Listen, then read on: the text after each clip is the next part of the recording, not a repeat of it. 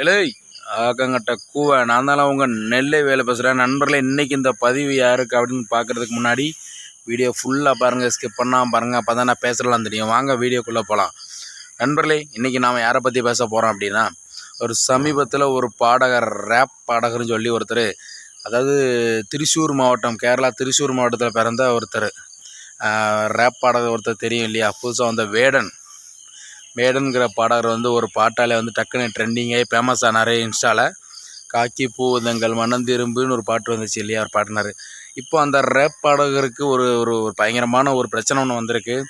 என்ன பிரச்சனைன்னு பார்த்தீங்க அப்படின்னா, பொதுவாகவே ஒருத்தவங்க வளர்ந்து வந்தாலே அவங்க மேலே ஒரு புகார் வரும். அது என்ன புகார்னால் பாலியல் புகார். அதாவது அது உண்மையாக போய் நமக்கு தெரியாது. நமக்கு நியூஸில் வந்த விஷயம், அவரை கைது பண்ண விஷயம். எதுக்காக அவர் மேலே வந்துச்சு அப்படின்னா, அவர் ஒரு பொண்ணை ஒரு டாக்டர், ஒரு மருத்துவர் பெண்ணு, அந்த பெண்ணை ரொம்ப வருஷமாக காதலிச்சதாகவும், கல்யாணம் பண்ணுறேன்னு சொல்லி அந்த பொண்ணை பாலியல் ரீதியாக தவறு நடந்து அந்த பிள்ளை வாழ்க்கையை கெடுத்ததாகவும் நிறைய அதை சொல்லக்கூடாத விஷயம் இருக்குது. ஏன்னா சின்ன குழந்தைங்க பார்த்துட்ருக்கோம் நம்ம வீடியோவை, பெண்கள் அக்கா தங்கச்சியை பார்த்துட்ருப்பீங்க. இந்த மாதிரி இப்போ அந்த பொண்ணு கொடுத்த அப்பா தவறு நடந்த மாதிரி இப்போ இந்த பொண்ணு கம்ப்ளைண்ட் கொடுத்துருக்காங்க. அதுபோக நிறைய காசு கொடுத்து இது பண்ணதாகவும், அந்த ஆதாரத்தெல்லாம் இப்போ அந்த பொண்ணு காமிச்சிருக்கிறதாகவும் சொல்லிகிட்ருக்காங்க. இதே நேரம் வேடன் என்ன சொல்கிறாருன்னா, இது முற்றிலும் பொய். நான் அந்த பொண்ணு எந்த பொண்ணுடையும் பழகலை, வைக்கலை. என் மேலே சும்மா பழி சொல்கிறாங்க. நான் வளர்ந்து வரணும்னு எனக்கு கெடுக்கணும், என் லைஃப்பை சோழிய முடிக்கும்னு சொல்லி பண்ணுறாங்க, வைக்காங்கன்னு அவர் ஒரு பக்கம் சொல்கிறாரு. எது உண்மை பொய்ன்னு தெரியல நண்பர்களே. ரொம்ப கஷ்டமாக இருக்குது. ஏன்னா ஒருத்தர் வளர்ந்து வரும்போது எல்லா சர்ச்சைகளும் ஆளாவாங்க. அந்த மாதிரி தான் ஆகிட்டுருக்கு. இதே நேரம் இப்போ காவல்துறை விசாரித்து கைது பண்ணி விசாரிச்சுட்டு இருக்காங்க. உண்மை என்னென்னு இனிமேல் நமக்கு எல்லாமே தெரிய வரும். பொதுவாக ஒன்று சொல்கிறேன், மக்களாகி உங்ககிட்ட சொல்கிறேன், புதுசாக ஒருத்தர் ரேப் பாடகர் வந்தால் கண்டிப்பாக பெண்களுக்கு இல்லை எல்லாருக்குமே பிடிக்கும். ஒரு ரேப் பாடகர் வரார் அப்படின்னா எல்லாருமே கொஞ்சம் உஷாராக ஜாக்கிரதையாக இருங்க. யாருக்குமே கொஞ்சம் யோசித்து சிந்தித்து செயல்படுங்க, சரியா?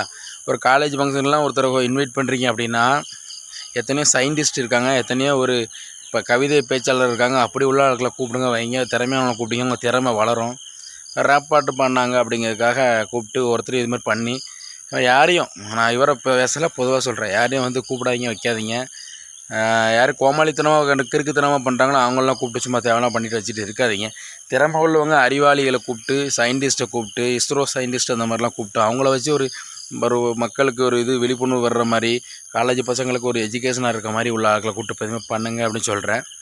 சரியா? ரைட் நண்பர்களே, என்ன சொல்கிறது, நாடு எங்கே போயின்னு எனக்கே தெரியல.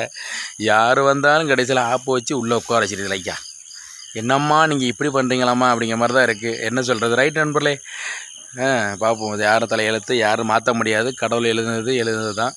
Right, okay. உங்களுக்கு இந்த வீடியோ எப்படி நினைக்கிறேன், பிடிச்சதுன்னா லைக் பண்ணுங்கள், கமெண்ட் பண்ணுங்கள், ஷேர் பண்ணுங்கள். மறக்காமல் நம்ம நெல்லை வேலு சோசியல் மீடியா யூடியூப் சேனலை சப்ஸ்கிரைப் பண்ணி இந்த பெல் அமைக்கிறீங்க. நன்றி, வணக்கம்.